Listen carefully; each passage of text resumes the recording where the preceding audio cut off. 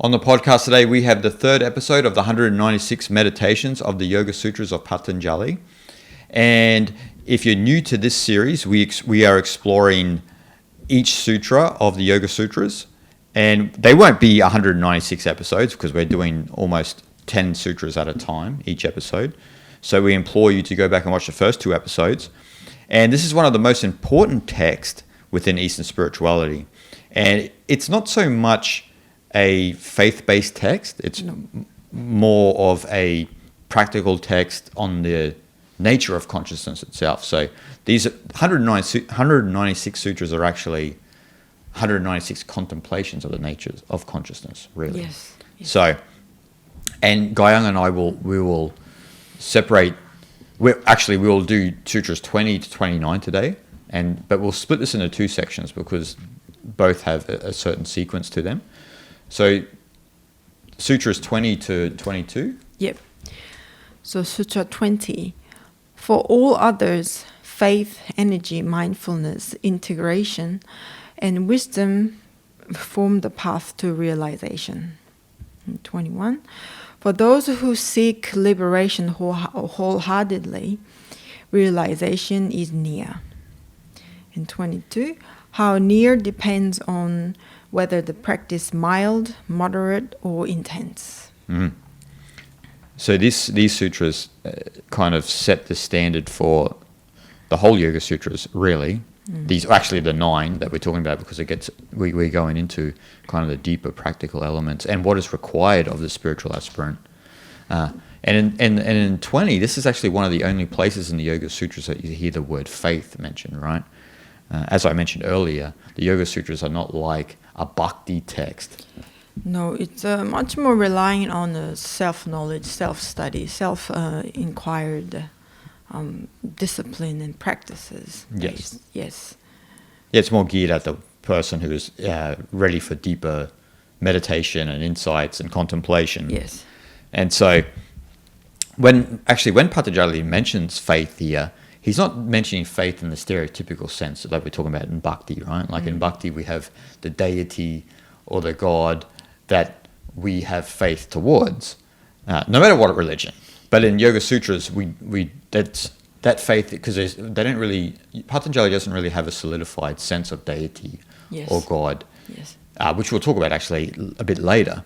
But the faith here is more so, we could say, a trust in your practice because you're starting to see the development through your practice. You're starting to see, Yeah. I mean, we are using the Chip Han Hartranft translation. When he mentions here about faith, he's talking about like it's what an individual truly know, right? It's more like an experiential knowledge from this spiritual practice through the deep insight and interiorization. And that's what really here faith means. Faith, like you said earlier, trusting on this yoga practice, classical yoga practice. Yes. Yeah. Because you actually see the results, right? You see the calmness and the stillness happen from practice and study of yoga. And so that's how faith is developed. Yes. It's not developed in you should worship to this God or you should have faith in Jesus Christ, for example. Patanjali is not starting from that place. He's starting from, I know how to develop faith in you, trust in you. Exactly. You'll see the outcome of your spiritual practice and your study. Yes. This is how we do it. And again, when you're trying to do anything, kind of faith is very important. Faith plays a huge part of beginning something to do things, right? That means that faith itself can play a big part of our motivation, right? Yep. So that's why I think he mentioned the very first, establishing that faith first. Yes, that's right, yes. Because he has faith, energy, mindfulness, integration, and wisdom. Yes. Yeah. That's right. So Patanjali is saying that we need the faith to sustain our practice too. So once you see the fruits that you bear from your practice, that gives you the energy to sustain your practice. A lot of people fall off the wagon, right, when in regards to spiritual practice. And when we're mentioning yoga here, we're not talking about the yoga studios in the West. We're talking about proper traditional yoga, which is not just hatha yoga, it's the whole yogic system. And from the Patanjali yoga perspective, what people term as the classical yoga. So the point here is that the fruits of our practice strengthen our realization. In this sense, the realization of the Purusha, right? Of the pure awareness. Yes. And Purusha can be identical in this sense to Atman in Vedanta, undifferentiated consciousness. Yes. And the next part really is the mindfulness aspect, isn't it? Like, actually, energy and mind. We're kind of talking about the energy of practice and mindfulness together. So. Yeah, again, having a strong faith in study of Yoga Sutra builds a healthy energy for this practice. And as you mentioned, strengthens the process of realization. Yeah, that obviously naturally leads to mindfulness. That mindfulness in Sanskrit can also be said smriti. Yes. And smriti means remembering. Yes. Right. So remembering, again, mindfulness itself is kind of remember something we have forgotten kind of thing. Like be mindful of your at this present moment. You become mindful of the language that you are using, everything, your bodily senses. We kind of forgotten I think is a good word, because we don't even know what we're doing a lot of the times, right? Because a lot of times we're not very conscious of our senses. But again, coming back to the senses, remembering that senses. Yes, mindfulness. We actually did a podcast earlier in the year where we talked about Shruti and Smriti.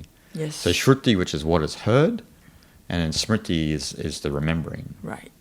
So remembering that which is forgotten. It's almost the same as Changwang in Chinese. Trying to, Changwang means the forgetting of what is real. So Smriti is remembering what is kind of real too. Right. Like, so, which is the point of yoga, right? To unite. Yes. Or to merge with Ishvara, or Brahman, if you will. Yes. And so that's what part of the remembering process is too, right? And that leads into, integration is part of all of that, right? So the integration of faith, energy, mindfulness helps wisdom come along. That's almost kind of initiating entrance of the wisdom kind of thing. Yeah. Again, that's what comes next after integration, isn't it? Like. Yes. Yeah. Exactly, wisdom here. And like if you look at it from a Buddhist perspective, wisdom, if we look at it from prajna is non-dual wisdom or knowledge, right? And this is the non-dual wisdom or knowledge that arises when we break up the linkages of thoughts. Yeah. Do you see? So when we're in the stillness, in the present moment, where reality really is, then you break up these linkages of thoughts, and that's how you have the prajna, Right. the wisdom of Yes. the oneness of reality. That a lot of us don't experience because we're caught up in the linkages of thoughts. Yes. Because our mind goes from one thought to the other, Yeah. relates to our samskaras, Yes, yes. and then we're wandering with our mind. Completely lost. Completely lost. Smriti, right? We need smriti. We need to remember. Yeah. Right? And so that prajna in Buddhism relates here to yoga, is that we need to break up those linkages of thoughts. So then that's when the realization actually occurs. Yes. Yeah, the cutting the linkage of thoughts it often very difficult to achieve, isn't it? Yeah. Like again, that we can only achieve through mindfulness practice. Yeah. And zazen, sitting meditation and whatnot. And even Chip also goes even further, like wisdom itself can be last thing almost that you need to pass on to get to the full realization. Meaning, you completely merge with the Purusha, the state of pure consciousness. So in that state of mind, wisdom itself is already kind of dropped away. It disappeared. Yes. So you completely remained as pure awareness, pure witness. Right. Because see, still with wisdom, there's still someone. There's still a subject. Right. That's still the practitioner. Then has to be dropped for you to fully merge with Purusha. Yeah, there is still that a dualistic sense. Yes, right. yes. Even though yoga is a path of dualism, but like within the practice, you want to still merge with that pure awareness, no matter what Prakriti is doing out here. Yeah. But like same as within vichara, right? Self-inquiry in Vedanta, it's the practitioner at the end that needs to fully be dropped. Yes. You know, because there still is, as you said, there's the one who has the wisdom, and then there's obviously the world. There is the wisdom, and there is a one who is aware of that wisdom. Exactly, yeah. So we're getting even deeper and deeper. Yes. Trying to peel that I away. Right. You know, to I am Brahman without the I is where we need to get to. So this wisdom is actually to elaborate a little bit more on that, because it does talk about the path of liberation, right? Yes. In relation to wisdom. Again, like when we talk about prajna and that non-dual awareness, it's the recognition that the pure awareness is not similar to Prakriti. Okay. You know what I mean? Because we are all, when we don't know about pure awareness, we are caught in Prakriti, right? We're caught in the psychosomatic, the mental and physical manifestation of the universe. All of the energy, that's what Prakriti is, right? Yes. The soup of energy. And so we're often caught in that, and we don't know about Purusha. Yes. And so the wisdom is then when you abide as a Purusha and you can distance yourself from Prakriti. You know, there's a gap. Yes. You know, they always talk about in yoga that you need to develop this gap, right? Actually, they talk about it in a lot of spiritual traditions. And again, eventually the gap, I mean, there's no one who actually is experiencing the gap if you go deeper. But that's the realization is that they exist apart, So, and as you said, it's upon that realization that's when wisdom drops away. Yeah. The practitioner and the reality, or the one experiencing the reality of wisdom, drops away. Yes. Yeah. Yeah, even that gap kind of dissolves itself. Yes, dissolves itself, You become fully one with everything. Everything, everything. That's right. What I wanted to mention was that also in regards to the energy, they're talking about the energy needed, right? It is intense for spiritual practice. Yep.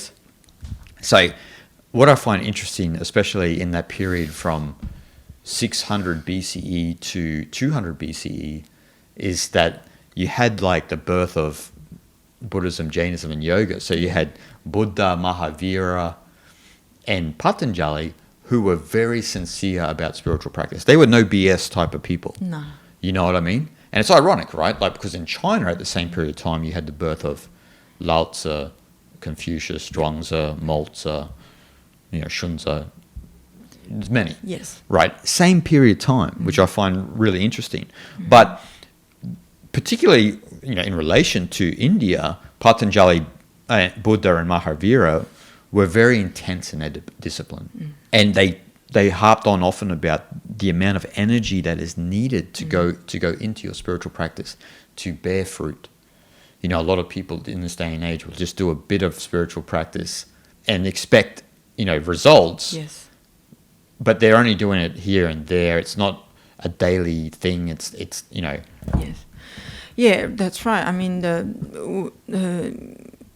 the energy that you put into the practice is not just meaning kind of once-off externalized effort. It's much more internalized effort, right? You are fully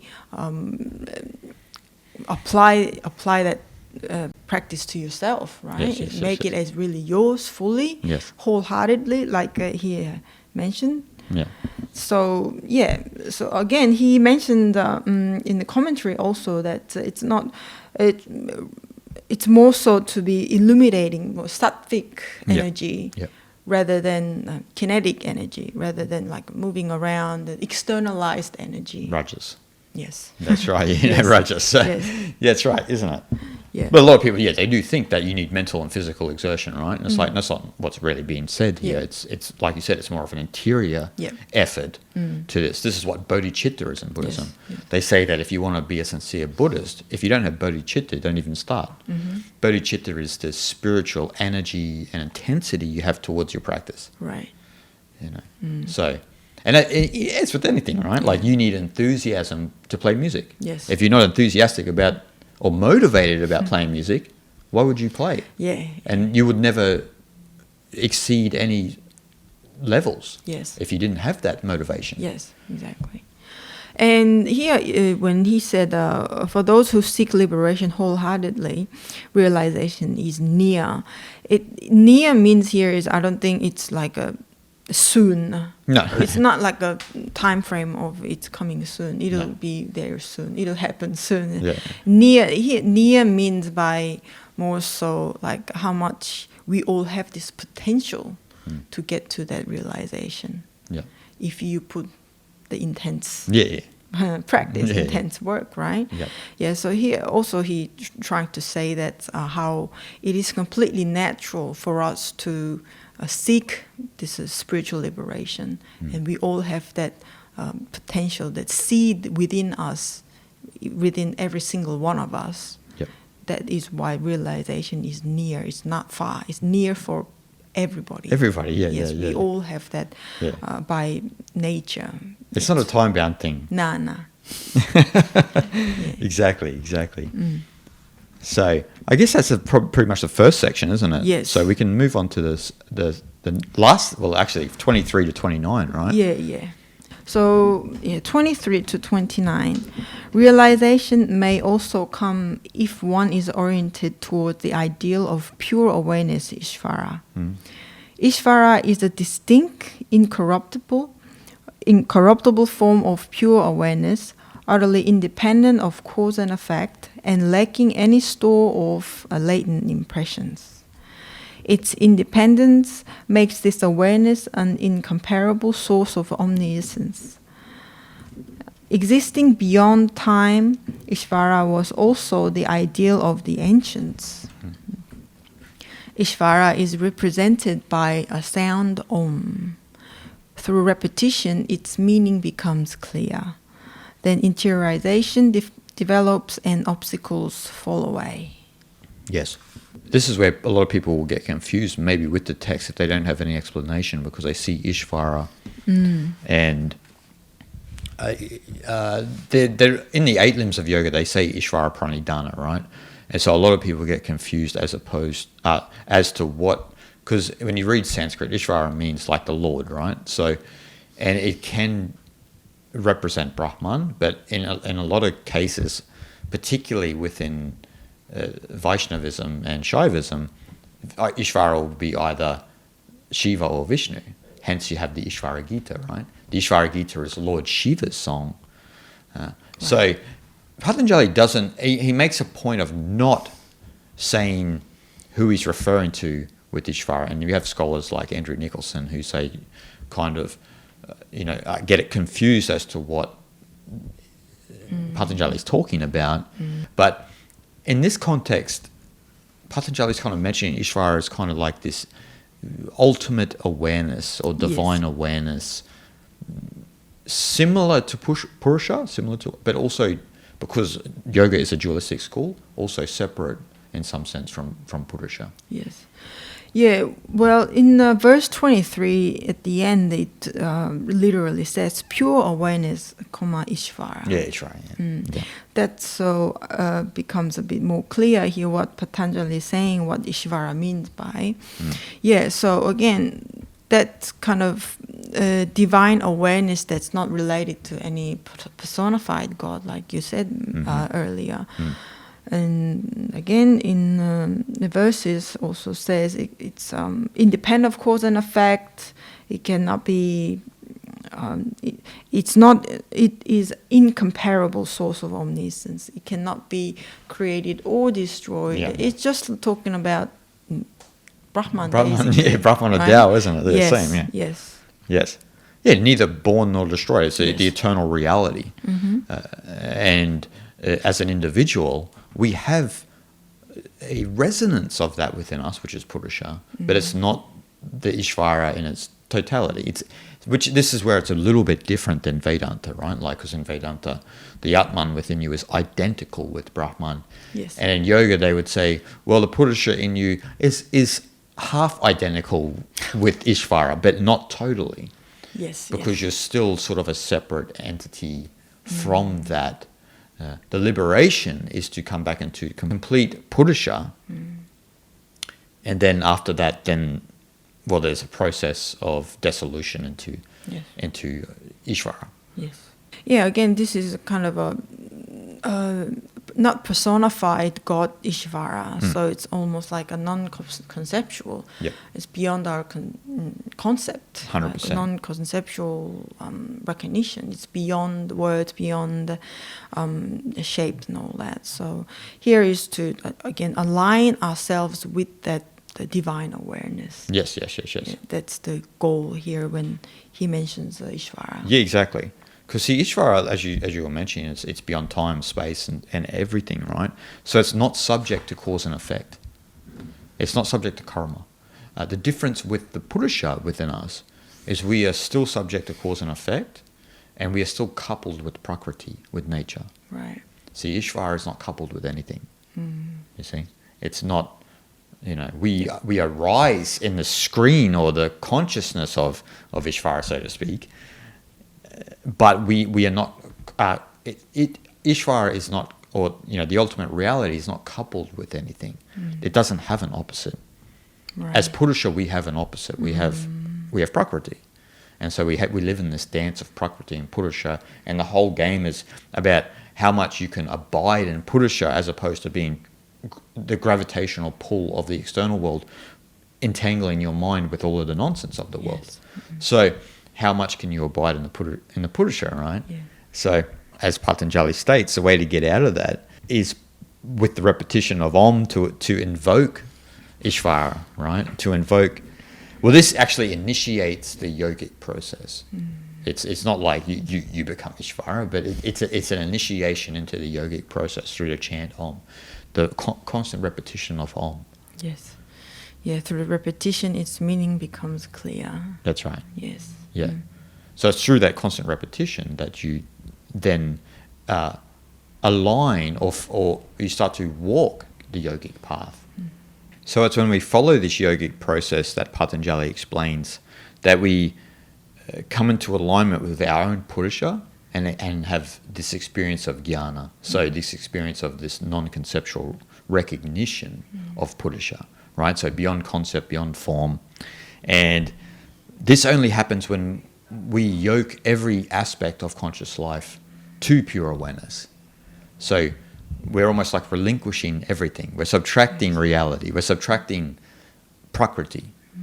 Everything goes into the fire of pure awareness. We start to observe reality through pure awareness, as opposed to having our mind drawn into Prakriti and the concerns and the worldly affairs that people engage in every day. Yeah, so that is to have that shifting of your perspective, Yep. right? You kind of keep looking outside, but you bring that perspective within yourself, Yes. and then you start looking within and seeing what's going on inside. Yes. And that's what Patanjali is talking about, right? That the interiorization, he talks Yes. about a lot, the interiorization, which is basically the turning away from externality. So, we've mentioned on the podcast before how a lot of sadhus will say, when people come to them, sadhus are very simple, right? Where someone will say, what about all these world problems? And they say, just turn away from samsara. Just turn. And it's like, well, for some, it's easier said than done, right? So, but for a sadhu, it's easy. Just, whatever, turn away. And so this is what interiorization kind of is as well, because you're turning away from externality and the energy of Prakriti. But again, you have to have that intensity of practice to have developed that gap, to notice the energy of the physical and mental soup of the universe, as opposed to who's aware of that, the witness of that reality. And I think there is also different levels to interiorization, the process, I think, as well. Like the reason why a lot of people don't find it easy is because the outside world there's too much temptation, and that energy that wants your attention is too strong. I think that's why sometimes we are unaware that while we are doing it, right? So we get overpowered. Yeah, we get overpowered by that sort of energy. But once we're trying to shift that perception, and again, I think there are those levels. Yep. So as we go along with those levels, like first a bit more difficult, but after a little bit later, maybe get a bit easier and easier, and eventually you want to get to the stage where you don't get even bothered by anything what's happening outside. Yes. Yeah, you get further and deeper down to almost the nama rupa level, right? So the level of name and form, like the way that you dissect the world according to your own conditioning, your own consciousness. You're starting to peel those layers back. So the way that you actually see the world, which Patanjali mentions here, right, when he talks about seeing the world from that incorrect perspective of your conditioning, your ego, and your identity. And so peeling those layers back and noticing how that you're seeing the world.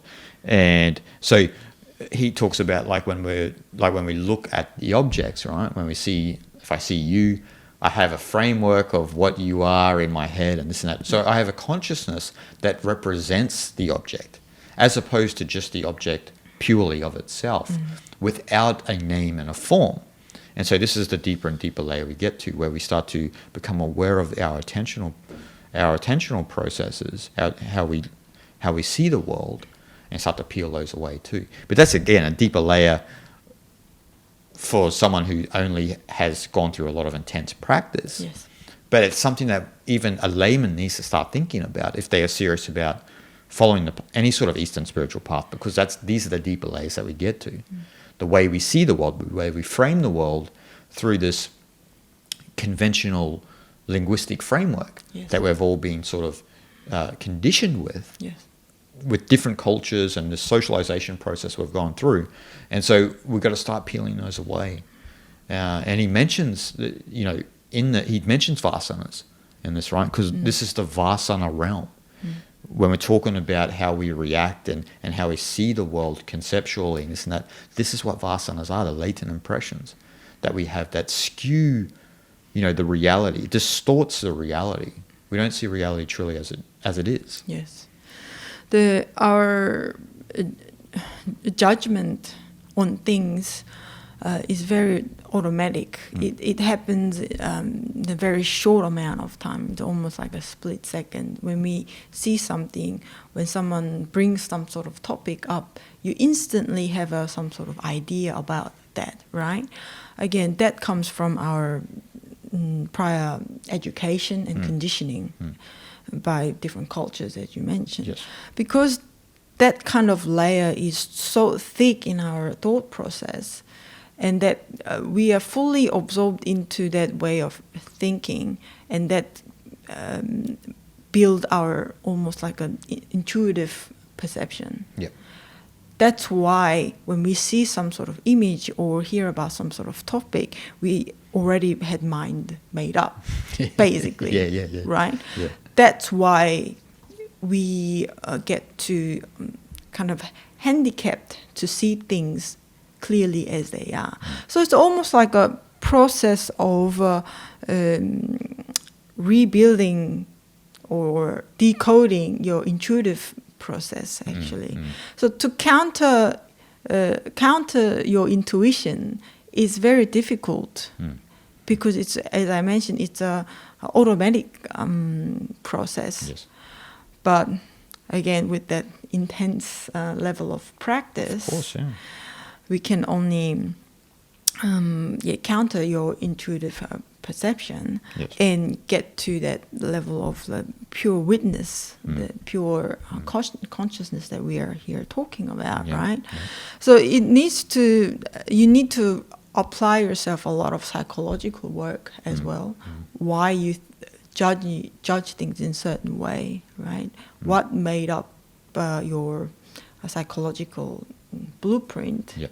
all that kind of things. And yeah, there's a lot of you need a lot of time and process to work yourself out, basically. Yeah. Yeah. So decode why you think in such way, why your mind made up in such way when you hear about certain things, and these kind of things. So it is quite a process, but intense practice and ongoing concentration, dharana, as you mentioned, that all these things will eventually contribute to this, to get to that pure witness state of mind. Yeah, it's a great point, because those hot cognitive processes, those intuitive processes that a lot of us, some of us feel that it is hardwired in a sense, as you said, like genetically, through conditioning and this and that. But just as it was hardwired from birth, it can be, well, from the Eastern spiritual perspective, it can be eradicated and transformed. Ramana Maharshi actually, when he was asked about vasanas, and someone said, yeah, but vasanas are kind of like intuitive and hot, and it's really hard to deal on that deeper layer. And Ramana said, a way around this is also to cultivate good vasanas. So, the vasanas that we have all about ourselves that are negative, that, they come out hot and they're intuitive. And, we all suffer with anger and all of these characteristic flaws, right? Jealousy and so forth and so on.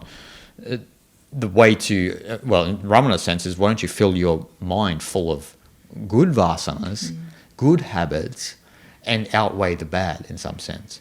But, obviously his preference would be self-inquiry to deal with this, because it's very similar in some sense to vipassana, because you're sort of starving the mind and you're allowing you're diving into your sensorium, your senses, to deal with the vasanas and the samskaras. Samskaras here meaning mental impressions, subliminal psychological imprints. And so we want to deal with those on a deep, and to meditate deeply, you have to get down into your senses and to work out these vasanas and samskaras that are on the nervous system level, on a deep subconscious. Yes. And so we have to deal with those with obviously intense practice, as you were mentioning, but also Ramana's advice is to trying to cultivate good vasanas as opposed to falling for the same patterns that you play out every day. Yes. How can I use good vasanas to kind of outweigh those bad habits, right? And then eventually it becomes second nature. That's what intuition really is, right? Intuition is kind of a system that we've built, which is our nature, so to speak, but it can also be a second nature as we learn through art and martial arts and so forth and so on. So same with character traits and psychological habits can be the same as learning a violin, for example.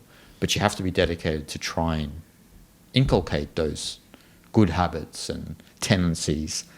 And a lot of us don't want to do that because we get so comfortable with who we are. And we all do that. We all get comfortable with who we are through life. And then, we play out the same habits and expect different results. But we never get different results. And I think this intense spiritual practice is also to contribute how to manage this hot automatic respond to things as well. Yeah. Again, with the Ramana's advice, cultivating good habits, good vasanas, which is really, really good idea. And as well as that, our spiritual practice, and when it becomes more intense, it obviously becomes more effective for everybody. And that is to try to develop this kind of ability to wait a little bit before you react. Yes. Right? Yes. Again, usually people just say if you are angry about something or if you're upset about anything, make you extremely sad or anything like that, it's just before you instantly speak or act in a certain way, just wait for 2 minutes. And actually, in some psychological experiment when you ask the people who participate in the experiment, when you made people to wait 2 minutes before make up your mind what to say or the answer to whatever the question was, and so did a change. So that is to say that waiting for a couple of minutes to manage your own feelings right in that moment can help you immensely to change your attitude or your mind in that very moment. Again, that is to say for that time that while you wait, instead of you are activating your intuitive sense, you're trying to activate your rational mind, I think. And in this way, the healthy way to deal with your the emotions and feelings in that very moment. Yeah. I speak about it in Emotional Intuition for Peak Performance about having a strong cold cognition. Yes. So a strong, like you said, a sense of rational center, because then you can manage when those, and look, each and every situation is different for all of us, right? Like there might be some really intense experience that you may want to react instantly. Just look at social media, right? The advice that you just gave should be delivered to everyone on social media. Before you react to a post, breathe, wait 2 minutes, and we all know the result. Once you wait 2 minutes, the energy has subsided a bit.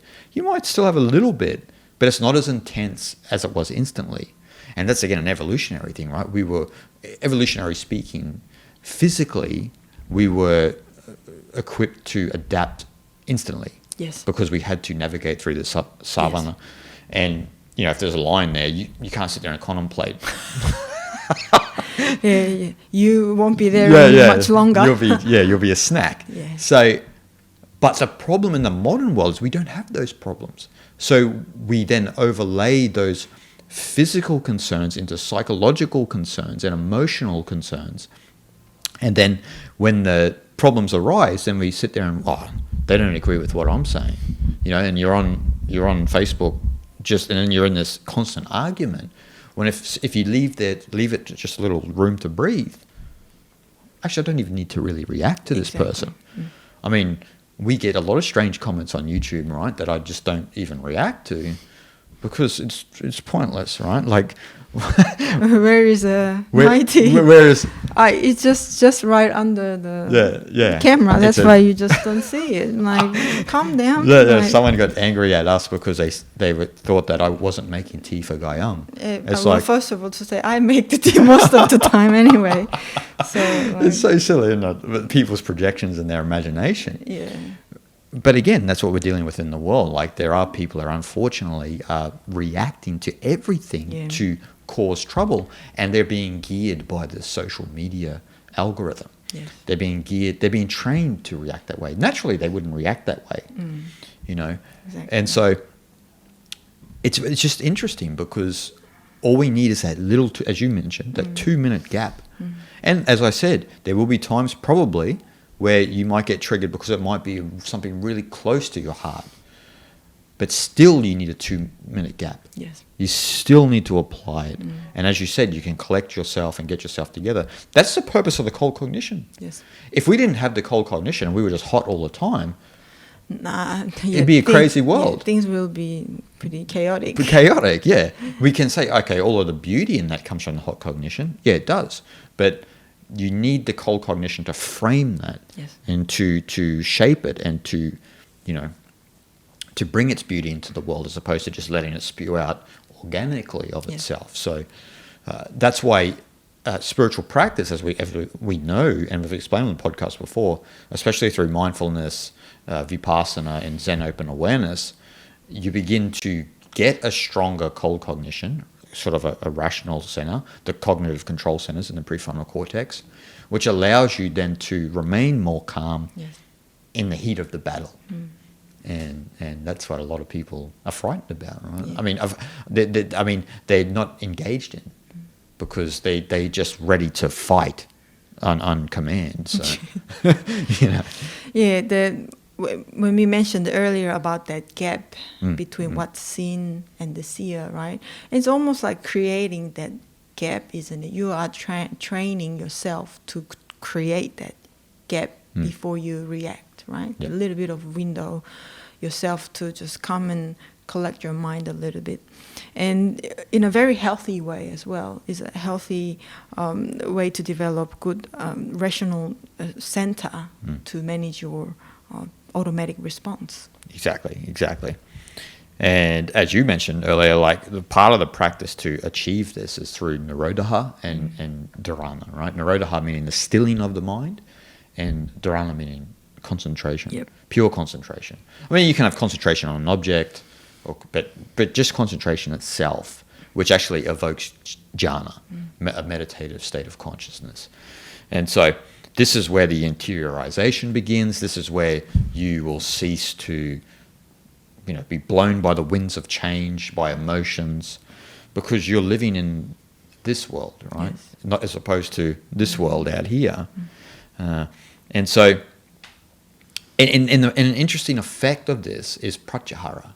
So the more you have Nirodha and Dharana, the more the less your senses will spontaneously react instantly to things. It's an interesting effect, isn't it? That's what actually deep meditation does. This is what actually part of what pratyahara is, the withdrawal of the senses, is that your senses naturally withdraw. I mean, the practice of pratyahara is to withdraw your senses from reacting and instant having vairagya, non-reaction. But the deeper layer of pratyahara is that your senses withdraw spontaneously.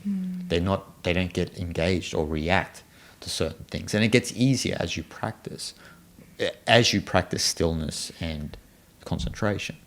Well, that's really challenging, actually, I have to admit, because it would be much easier if we were to all live in nature and not having to encounter with the daily things in the society and the people around you and things like that.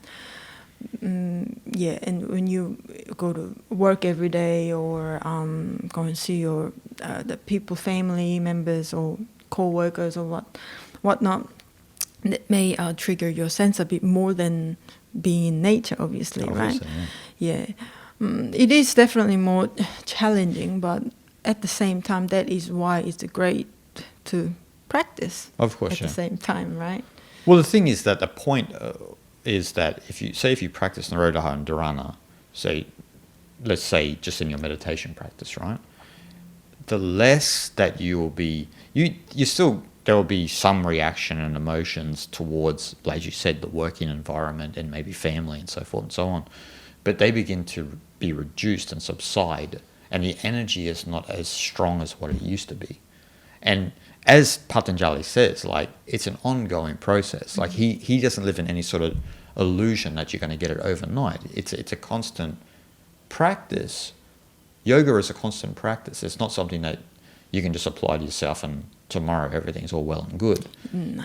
That's why he's asking us to have intense practice, daily intense practice, because if you have the Nirodha and the Dharana, then as you're alluding to, that Prakriti energy doesn't kind of get you as much. It might get you every now and again, depending on the intensity, right?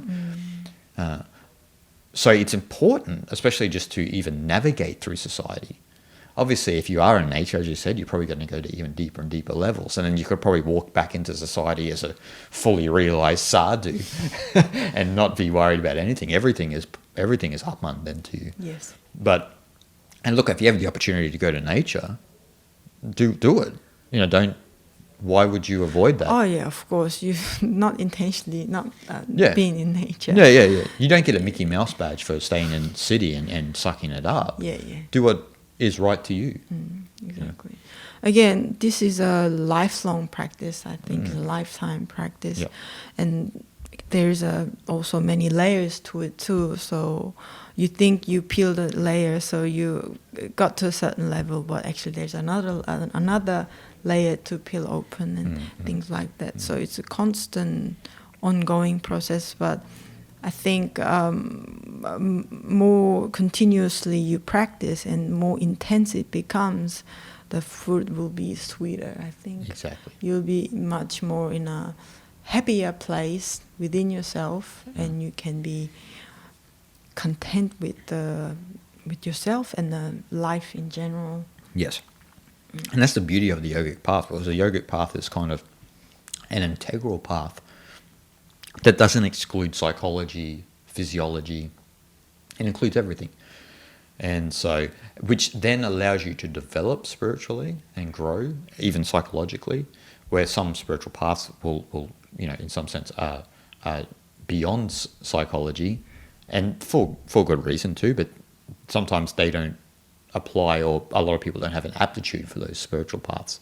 Let's say Advaita Vedanta, for example, right? Which is something dear to our hearts, but it's not for everyone. Yes. And so this is the beauty of the Yoga Sutras, is that Patanjali's explained this whole vast system of the physical, the psychological, and the spiritual, which applies to all of us actually. And a lot of people actually who practice Advaita Vedanta should actually explore a little bit of yoga, because some of them actually have a lot of problems because they avoid the psychology of themselves, Yes. which leads into spiritual bypassing and a lot of deeper psychological issues. Yes. We're not all Ramana Maharshi, right? Not all of us are. We don't have an aptitude that he had at 16 just to, be absorbed in the self. A lot of us don't have that aptitude. We're brought up in complex societies and this and that requires us to do a deeper inquiry to get over a lot of our vasanas and our samskaras. So, and in the end of the day, the more that we practice, especially Nirodha and Dharana, as Patanjali explains, the more spacious and tranquil our consciousness becomes.